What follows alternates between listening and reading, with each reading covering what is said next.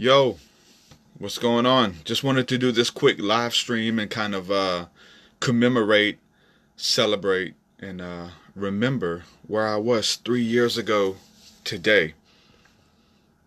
3 years ago today, I got let go from my job. I was working as a truck driver, delivering car parts for a company for almost 10 years. It was right at 10 years working for this company. And one day, just got called into the office after a long day's work. Boss was waiting on me. Said, your services are no longer needed. So, talking about panic, fear, not knowing what to do.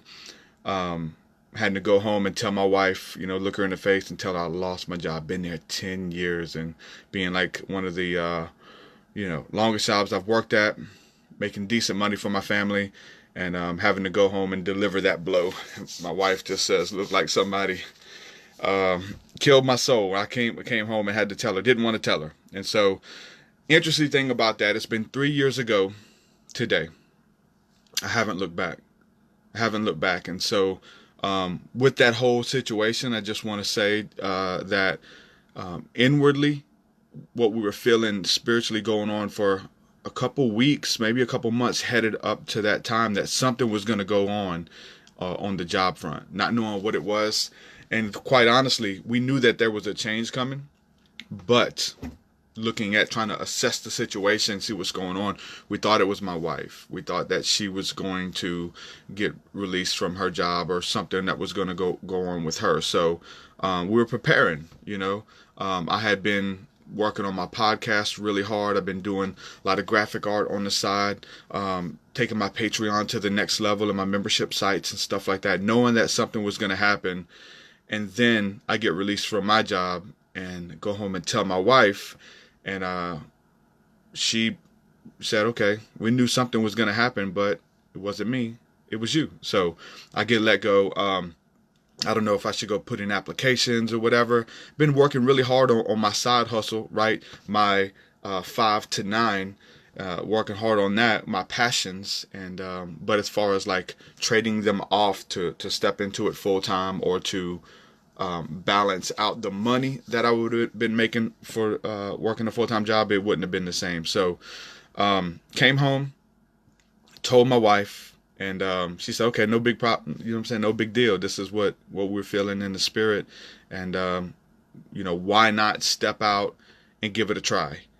So much was going on with me that on my job I didn't want to be there. It was a chore. It was a duty that I had to do.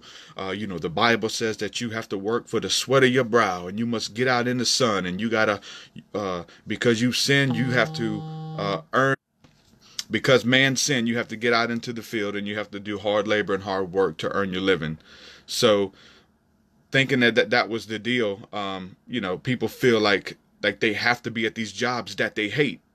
Like that's a good reason to be at the job that you hate doing. And I tell you straight up, I don't think I've ever enjoyed any job that I've worked on. Any of them. I've been working since I was 16, 15, 16, 17. Hated every job. Did not want to be there. Whether it was working at McDonald's for 2 weeks, whether it was doing construction work, whether it was pouring concrete, whether it was, all the jobs that I worked. Some of them paid great money. But I did not want to be on any of those jobs. Every job that I was on, I was daydreaming about doing music. I was writing music on those jobs. I was daydreaming about doing ministry full time, and just my heart's desire was to do these things, but they seemed so far away because you had to do these other things. My wife's posting here in chat. She's watching. Hey, babe. Garbage man. I was a garbage man for a day. I was a porta potty cleaner. Went and cleaned toilets for a couple months. Made good money, but they worked my butt off. I wasn't never off to spend that money. All I did was work. Had to cancel concerts. I was doing a lot of concerts back then, and I'd be set to do a concert on a Friday night, and my boss would say, "Well, we gotta work over. You gotta cancel the concert," and that killed me more than anything. What would help me, look forward to getting through the week was the weekend. And that's for many people on the job. What helps them to hunker down during the week It's like, look, Friday night's coming, Saturday's coming, Sunday's coming.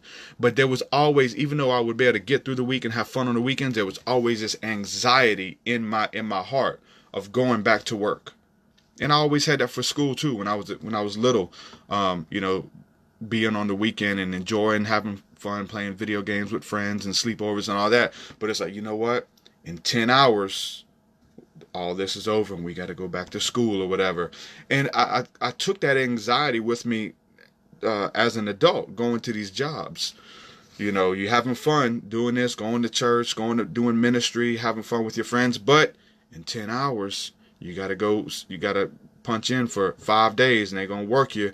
But then you get a little breather on the weekend. So for me, being on these jobs, I never felt like I was supposed to be there. As far as like, I never wanted to be there at any of them, and I worked at a lot. I was a fisherman for a time, electrician helper. We had fun. I made it fun, but I did not want to be there. I'm always daydreaming about my heart's desire, helping people, doing music, creating everything that I'm doing now. So when I got laid off, my wife said, okay, look, let's try it. Let's try to step into the full-time ministry thing, pursue your music, pursue, you know, your membership sites, your one-on-one counseling sessions that I was doing at the time. I was doing graphic art, building websites, album covers, all that stuff. And I still do all of it.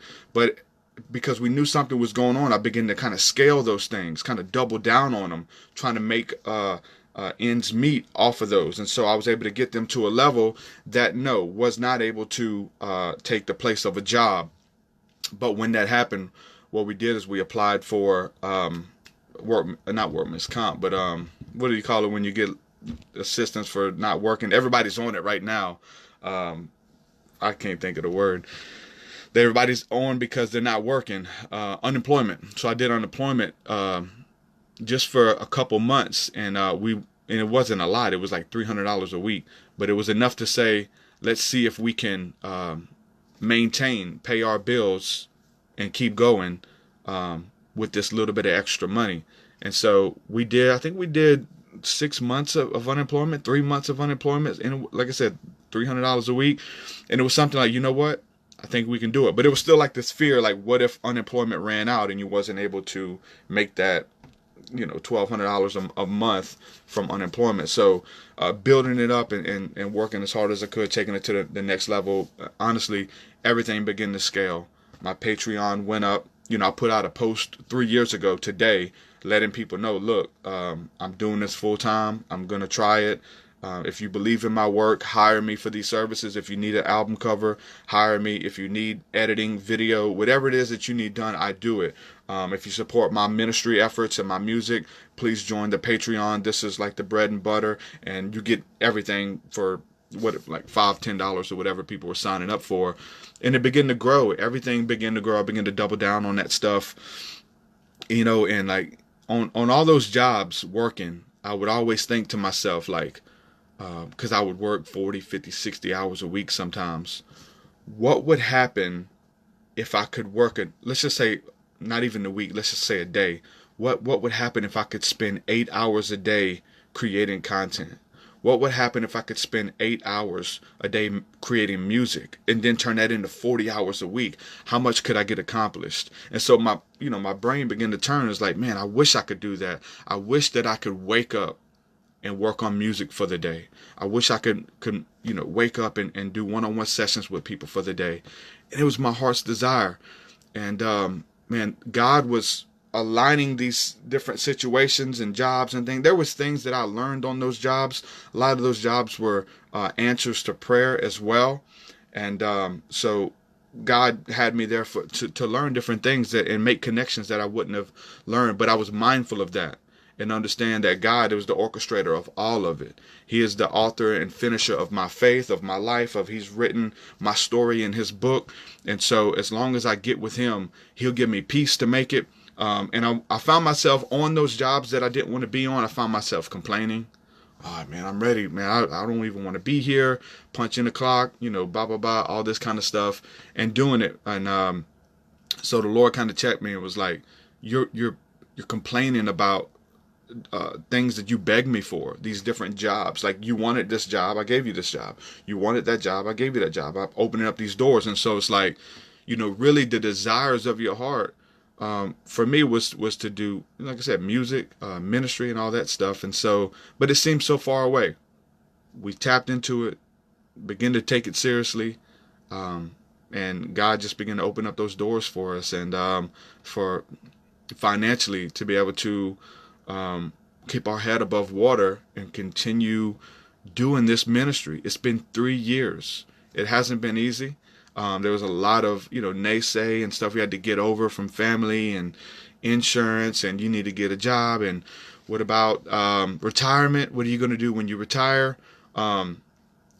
When it comes to working and all those things, there's so many questions, but I will say that I've worked harder doing this than I have at any other job, as far as putting in more time, more of my energy, more of my effort. But it's something that I've wanted to build, and I get to, it's still a dream. I'm living the dream. I have an amazing family, amazing wife who supports me, amazing daughter. I get to wake up and work on music for the day. I get to wake up and create podcasts. I get to wake up and encourage people. It still feels like a dream. I have to remember where I was at 3 years ago, getting let go from that job. And even before that, being at all these jobs that I hated being at. And those are the people that I speak to on my podcast. Those are the people that I work with one-on-one on sessions and stuff, and try to help them find different ways to articulate and to make a living doing what they love. I believe that's for everybody. I don't believe that I'm anybody special. I don't believe that God is a respecter of persons, that I did something that, that God loves me more than someone else. And you got to understand that. So when I would look at other people, I would feel like, this is only for a few people. Not everybody can be entertainers. Not everybody can be ministers. Not everybody can make a full-time living doing what they love. That everybody, again, has to work from the sweat of their brow, and it's your obligation to do what you hate for a living. And so just, doubling down on that, understanding that there's no plan B. There's no looking back. That's not my destiny. My destiny is not to drive a truck. My destiny was not to clean toilets for the rest of my life. Those were seasons and situations that I was in. And there's seasons and situations that you're in for a time. There's things that you have to learn there. You have to learn cleaning toilets. You have to learn wherever you are working, whatever relationship it is, whatever you feel like is not being successful. There's things that you have to learn. So what I would say for you is to learn those lessons and ask God, ask the universe, okay, what is it that I'm supposed to learn? And most of the time when you ask those things, you're like, I learned everything. I'm ready. But you haven't. You have to learn to be patient. You have to learn. There's this weird balance. There's this weird in between of being content where you are, but also striving for more.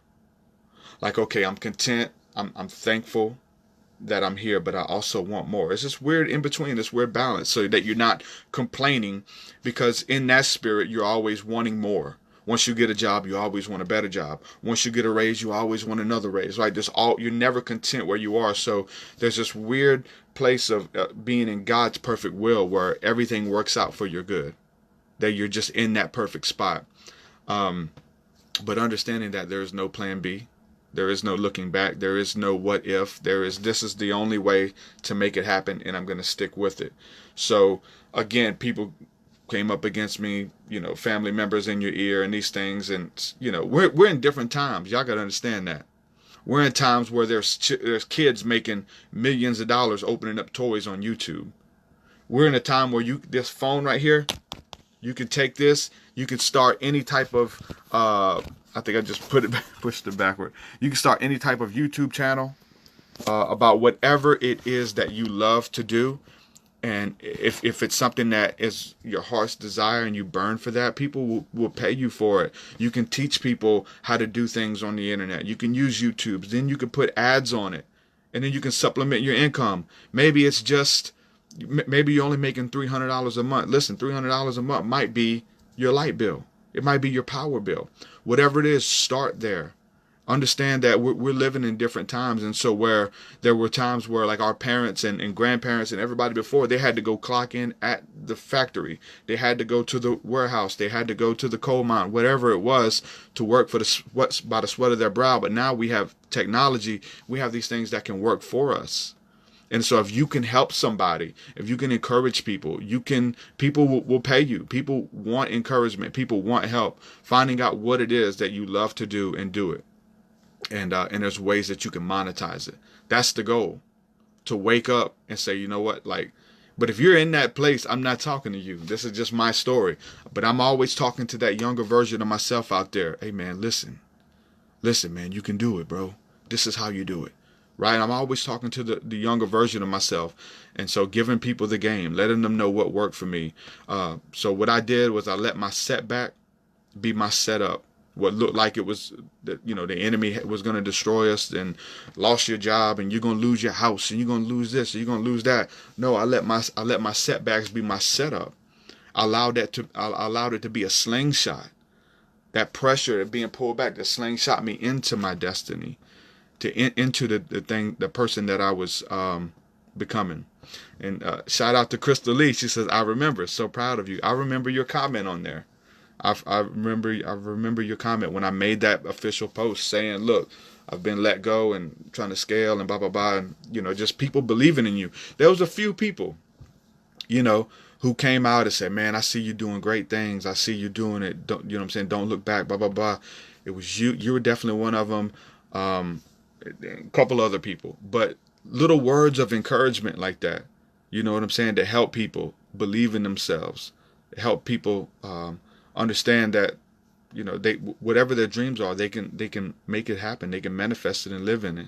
I will say about the desires, what I have found out like over the years, the scripture says that if you delight yourself in the Lord, he will give you the desires of your heart.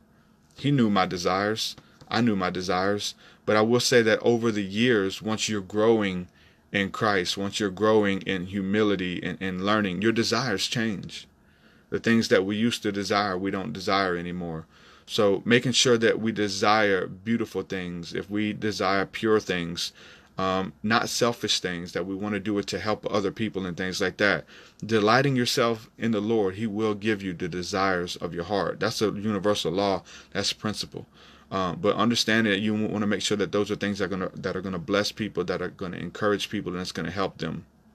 So for me, there's been no plan B. There's been no looking back. It's not even an option. This is what we're doing. This is what I was put here to do. Find out what makes your heart beat. Find out what the things that when you're on your job, the things that you're daydreaming about. Again, what those desires are. If they're good things, figure out what that is and learn how to turn your 5 to 9. Those are the things you're doing when you get off of work, when you punch out, how to turn that into your 9 to 5. I got a magazine, and it's just confirmation that right after this happened and I stepped in it and started talking about it, I was featured in a magazine called 5 to 9 Zion, how to turn your 5 to 9 into your 9 to 5. That now you get to wake up and work on music. Now you get to wake up, create courses. Now you get to wake up and be a coach. You're already an expert at things. You're already great at manifestation. You don't even know it. You've manifested your destiny, your life up to this point. You don't even know it. It's been by default, by being passive. We're all great at it. We just don't know it. So when we begin to be co-creators with God, then we can work with him and do things in that process to step into that destiny that I believe God, the universe, has for us. It's been my job from up to this moment to just pay it forward, to pay all those encouraging words forward, to everything that I've learned, to pay it forward, to encourage people to step into their destiny, encourage people to leave that dead-end job. If it's that place that you hate, that place that you loathe, to step into something that's fulfilling. What fulfills you? What makes you feel alive? And I know that's not everybody. I had to come to terms with that. Some people love going under cars and changing oil. They love it. I knew a dude who would do it for free. He loves to work on motors and engines, and he would work on your lawnmower and fix it for free. So just because that I hated that stuff, or I loathed those things, or working in the sun and building houses and those kind of things that I did for some time. I hated that stuff. I had to be there to earn a paycheck. Some people love it. They're creative. Their minds, their bodies, they're just wired to do it. They are in their element. I'm not speaking to them. I'm speaking to the person who feels like their dreams have passed them by. I'm speaking to that person that feels like, you know what, I'm too old to pursue my passion. You're not too old. Listen, we've heard of people in their 70s, man, finally stepping into their calling at 70 years old. You're never too old. I remember, just being at this point on my job of like coming to this realization of like asking myself the question, how old do you need to be? What is the age where you give up on your dream? Right? Because like there should be something, because it's a pipe dream. It's never going to happen. Then if it's not going to happen, then why keep tormenting yourself with the possibility of it happening in your mind? If all answers point to no, why keep tormenting yourself? It's almost like God of the universe has a carrot right in front of you, just beyond your reach. You're being led, but you can never grasp it. So what age? When do you give up on your dream? Never. You don't. You never. Anything that is worth doing right. And your dreams, your goals, your visions are worth fighting for. Hard work does pay off, but there's different ways to get there. I do feel like it's a spiritual thing. I do feel like you have to be content where you are. You have to understand that your path is ordained and ordered, and then that there are things that you can do to get to that next level. So with that, I just wanted to encourage you. Don't give up on your dreams. Step into them. I got laid off, fired from my job 3 years ago today. But my setback has been a setup to slingshot me into my destiny. And I want to encourage you to do the same. It's for you. No matter where you are, no matter where you feel like you've maybe been overlooked, forgot about, you can do it. You can step into your calling. You can step into your destiny. I'm now making more money from home than I was making at 2 weeks from a job, working at this job that I hated doing. What's it worth? Insurance. What about insurance? What about retirement? Listen, what about insurance? We can't afford insurance. If I don't work, then the reason people take jobs because of insurance. They'll work at a job that they hate because it has good insurance. You're working at that job just in case you get sick. Just in case you get sick. So you're working at a job that you hate just in case you get sick. What if you never get sick? What about the trade-off? Is it worth it? Is it worth you getting to wake up and work from home, or stepping into that job that you love to do? What's that worth to you? Is it worth getting sick? Is it worth retirement? I'm never going to retire from this. I love this. This makes my heart tick, So I'm going to do this to my dying breath. It's just what it is. So that's when you know you're in your destiny. See, most people have given up on that. They don't even know how that feels. There's not even an amount of money that I could, trade this in for. I mean, I started all of this for free, doing music. It still blows my mind that people pay money for my music. Doing one-on-one sessions with people, it still blows my mind that people pay me for a one-on-one of an hour of my time to lead them and show them how to do it, or to help them plan their business, whatever it is. It still blows my mind because I've been doing all of this for free for years. Stepping into graphic art. I love doing graphic art. I'm creating something. Find out what it is that makes your heart beat. Again, if you're on that job and you're daydreaming about something else, whatever it is that you're daydreaming about, find out a way that you can do that for a living. You can get paid doing it somehow. Listen, you can take this phone. If you love to cook eggs, if you're a chef, you can do a YouTube show every Tuesday and Thursday, teach people different ways to cook eggs. And if you're entertaining, if you're funny, people will pay you. There's kids opening up toys, making millions of dollars on YouTube. Millions of dollars opening up toys. Open up some of your toys. Do reviews. There's people doing reaction videos, making more money than some CEOs of major corporations doing reaction videos on YouTube because they're entertaining.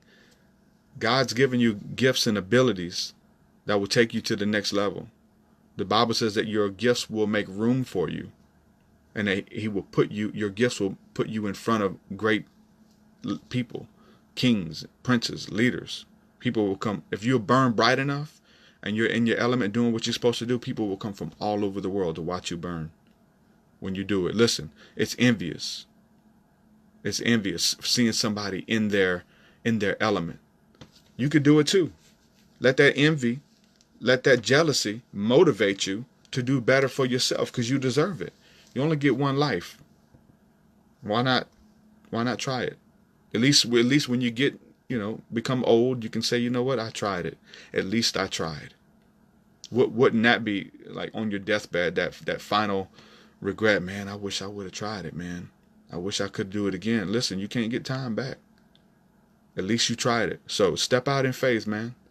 Step out in faith, get that game plan. There's ways to do it. There's ways to make an income. You're doing things right now for free that you could be getting paid to do.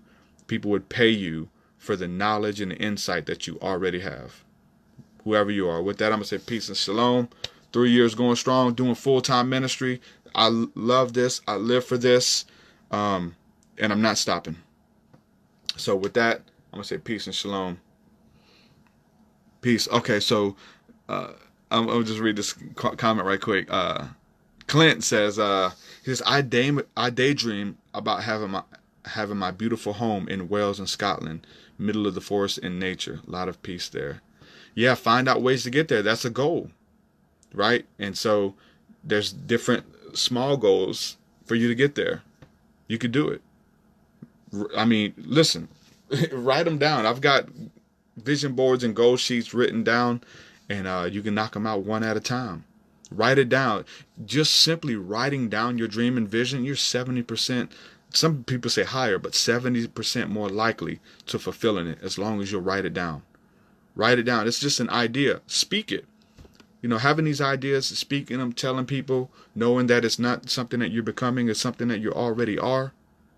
But how to birth that into your reality, there's steps to do it. There's things you could do. Listen, there's all kind of ways to make money. You know what I'm saying? And be able to supplement your income. You just got to want it bad enough. Most of us don't want it bad enough. It's only the people who were willing to step out. It was only those people who were willing to say yes to their dreams are the ones walking in it. You got to be willing to say yeah. You might have to be willing to give up on some things. I knew a woman, she was actually on Dr. Phil. They had her on Dr. Phil because she was a single mother. And all of her money, all of her extra money went to buying her clothes, getting her hair done every 2 weeks or whatever it was. And it was expensive clothes. It was expensive jewelry. She was addicted to it. All of her money, extra money, went to that.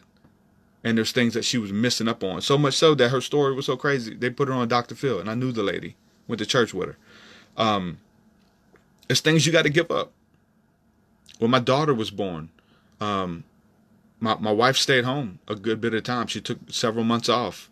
I believe several months. Might have been a few years. I can't remember at this point. But she took off to stay home with my daughter when she was an infant. We was like, okay, what's the weight of you raising your child in their,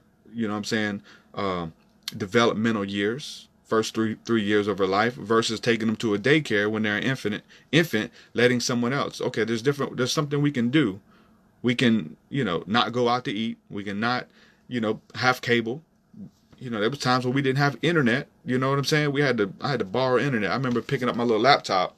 I had a laptop I used to work on, and I would hold the laptop up really high in my room, and I would put it on a stand way up, and it would be able to pick up on the neighbor's internet. So as long as I had the laptop way up in the sky, like not in the sky, but in the air, I could pick up on the neighbor's internet. So it's like, look, we ain't got to pay for internet. We're getting the neighbor's internet, even though it had to be I had to look up, way up at it. But there was months. Listen, we had to do without on certain things. We had to cut corners. But stepping into that, there's some things that you may have to pass up on. My wife got to stay home with my daughter for 3 years. And I say that because people would look at us and say, you guys are so lucky you get to, because they had a baby at the same time, this other couple. And it's like, you guys are so lucky. I wish I could stay at home. But again, big old nice house, nice car, 2 nice cars, got car notes on them, got all that. Listen, get you a used car. Get 2 used cars. Get a smaller house, whatever it is that you got to do to cut back that you don't, because you're paying these people, you know, a good bit of money to watch your kids at the daycare anyway. Save that money. Save your car note, whatever it is that you can. If you really want to stay home with your kid for the first 3 years, there's things you can do, but you have to do without some of your luxuries, some of the extra stuff, going out to eat, date night, being so grandiose. You might have to, Netflix and chill. You know what I'm saying? For your date night, whatever it is, you got to give up on some things. At least starting out. So find out what it is, some areas that you can, you're paying for stuff that you don't need to be paying for, that you can supplement your income and step into your destiny, step into whatever it is, So I hope that helps, man. I'm working on a course right now for any of you who are interested.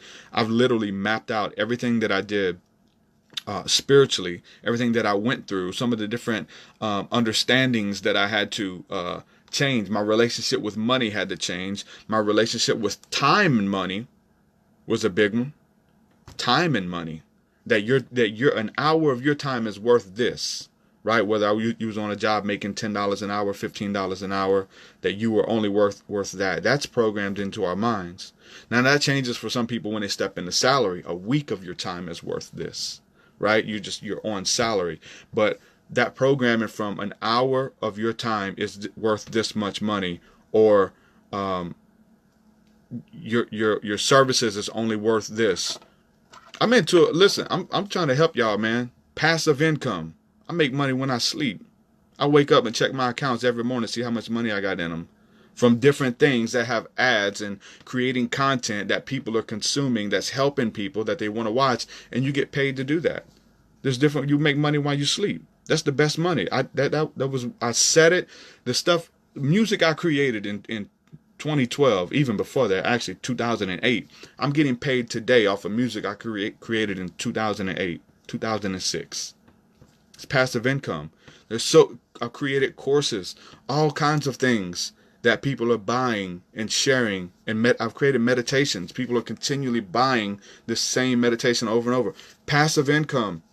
Create those things, put them out there. There's a bunch of courses. You know how to do things, whether it's teaching somebody how to play guitar. With that being said, you can set yourself up to teach people how to play the guitar, right? And then an hour of you teaching them is worth $75, $100, whatever your price is. But you have to be there to do that. Why not create a course? Teach them in this course. Now I can scale that course. I can sell this one course to 1,000 people at $30 a sale, $90 a sale. And I'm going to teach you everything I know about music theory, about making money playing the guitar, about how to book gigs, how to go and book gigs, how to perform, training. You're already an expert. You got something within you already that people need. So it's finding out ways how to get that out there to the masses. I'm working on a course right now. It starts October the 18th, where I'm taking people through this. Everything that I've learned, I'm mapping it out. This is a course. It's a program where I'm taking people with me. Rachel says, is this in the healing course? Yep, that's what it is. Everything. And I'm going to do more videos on this, just going through it. But just through your relationship with money, even websites, how to make monies. I'm going through everything, man. Every single thing. That course has taken me over a year to create, because I wanted to make sure that I included everything in it, that I could take someone through that course, and then they would have no reason not to succeed. If there was any reason to not to succeed, then I felt like it would have been on me. So I wanted to make sure that there is no reason that after this 8 weeks, this program that we're doing, that there's no reason that you can't step into your destiny, whatever it is. And so for me, it's in the healing arts, it's in the coaching, private coaching, one-on-one sessions that I've been doing, that I had to learn for myself. There's pitfalls, there's things that didn't work, but there's things that did. So it's understanding those things that did work, bringing them all together, bringing them together all to the table, and sharing it with people. And so, how much is that worth? How much is that worth for you to get to wake up and say yes. For you to wake up and step into it full time.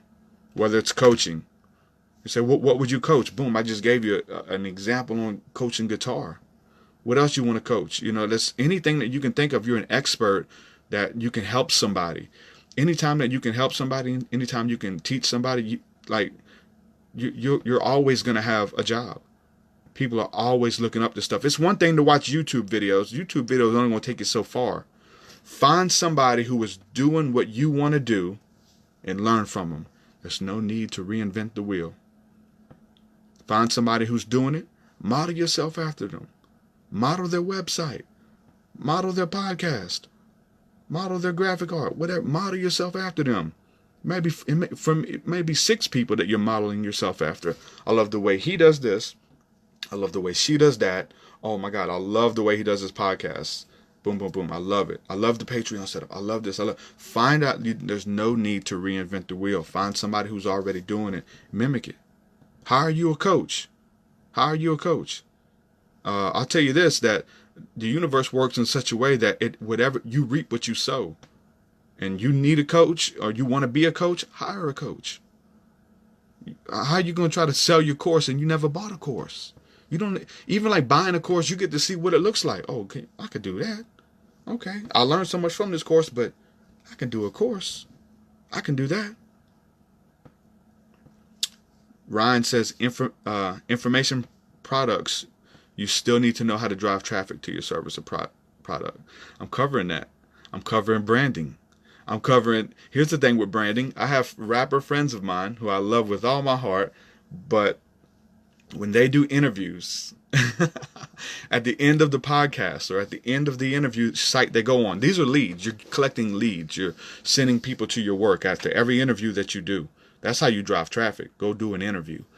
Start your own podcast. But after every podcast they do, they say, okay, hey, where can people follow you? And it's okay, on my Twitter, you can follow me at God's Glory Guy. God's Glory Guy 1987. And then you go to my Facebook. My Facebook is His Holy Watchman. And then I want you to go to my website. My website is Living in Your Purpose. And then I want you to check out my YouTube. My YouTube channel is, and it might be their rap name, 1943. It's like, golly, you need a lesson in branding. Streamline. Listen, you type in TruthSeekah on any platform. Guess who you're getting? YouTube, TruthSeekah. Facebook, TruthSeekah. Like Instagram, TruthSeekah. You ain't got to go TruthSeekah 1976. Like, no. Branding, your content, all of your stuff. These are little things, but it all pays off in the end. You got to make it easy for people to find your content. That's how you get your stuff out there to people. Make it easy for them. You want to get your stuff in front of people's eyes? Make it easy. Don't make it where they got to search for you. Don't make it hard. Make it easy. Boom, here he is. Every week, here he is. Same time. Even with like my podcast of it growing, like having a live stream every week, at the same time every week. Listen, Tuesdays and Thursdays, you can catch me at 10 a.m. Central. I'm there, and I probably will do more. But even in that, there's other stuff that I do as well. But make it easy for people. Don't make them guess or have to ask you when you're going live next. Listen, whether it's the schedule, whether they know it, make it easy for people. So getting in front of other podcasts, doing interviews, SEO. I teach SEO. This is for the people who really want to do it. And then on top of that, I can teach you how to do it. But if you don't have time, if you don't have the know-how, you still don't get it, then you can hire me to do it. You can hire me to do your SEO. You can hire me to build your website. You can hire me to brand your content. You know what I'm saying? I do that for people. I learned how to do it for myself. And that's how I'm able to step out and do it for people, because it works for me. Boom, it's a foolproof plan. Works for me, it's going to work for you. God is not a respecter of person. There's no reason that it just works for him and doesn't work for me. No, it works for whoever works it. It works for whoever works it. SEO works. Listen, there's people, I'm an expert in this. I know this. You could type in certain people's names that I've interviewed, and they have websites, they have YouTube channels, they have books out. You go to Google, type in their name. Who comes up? Their episode with me. That's by design. I planned on that. I did that on purpose. I do a big blog post, especially if it's a big name person. Looking up Jordan Maxwell, I'm on the front page. Brandon Barthrop, I'm on the first page. all these big Christian mystics, I'm on the first page. You finding me. You finding my podcast when you look up them because I interviewed them, or you know what I'm saying? So, but it's a way that you can set up the SEO on your website where you're driving the best. You talking about sending traffic to your service or product? The best traffic is organic traffic. That's search engine optimization. That's organic. I didn't have to pay you. I didn't have to share a link. They go to Google, they go to DuckDuckGo, whatever it is, and then they type in that name of that person or the name of that meditation or whatever it is you're selling, and they find it. So that's the number one, the best way, because you're getting free traffic. But then if you want to step into ads, Facebook ads, we could do that too. All of it. So I'm teaching in my course. This is part of it. If you don't know that, then you can't succeed. I don't think you can. Like you can, but it makes it, you know, you up the odds in your success. And so again, that's passive income. You're sleeping. People are Googling. Listen, I do one-on-one sessions. I help people stuff that they're Googling in the middle of the night. They're up in the middle of the night. I'm asleep. It's 2 a.m. They're searching. They find my podcast. They find my blog. I done got to where I can write a blog and be on the first page of Google in like 2 weeks. It takes a little while for it to go in, but I got stuff I'm writing blogs on it. Boom, first page. When you Google this and that, boom, here I am. I'm an expert in it. And I'm trying to teach people how to do it. It takes work. You can hire people to do work for you. A lot of people got money and they just hire the people to do the work for them. But for a lot of us, we got to do it ourselves. So you got to put in that time. You got to take that 3 hours to write a blog. It may take you a full day to write you a good blog, but it gets you at the front page of Google. I ain't talking about 13 pages back or 3 pages back. The first page of Google. That's how you drive traffic. And then boom, when you come to the site, then you got a free offer. Listen, I'm giving out I'm charging for this. It took me a long time. I hired people to teach me what they knew. I'm bringing all of it together. So I've got my course. It was starting it. It's a course, but it's a program because I'm going through it with you. Like we're doing it via Zoom video chat for 8 weeks. And so after the end of the 8 weeks, you'll have no reason why you can't step into your destiny to be able to work with clients one-on-one, with coaching, with healing. If you don't even know how to do it, guess what? I'm training you on intuitive healing, training you how to do a coaching call, to do a free consultation, and how to take notes, what to look for, all of it, packages, courses, whatever you need help creating it. This is what it is. So if you're interested in that, send me an inbox message too, and I'll send you that info. Anyway, let your setbacks be your setup. Minor setback for a major comeback. It is what it is. Peace and blessings, everyone. Shalom, shalom. Peace.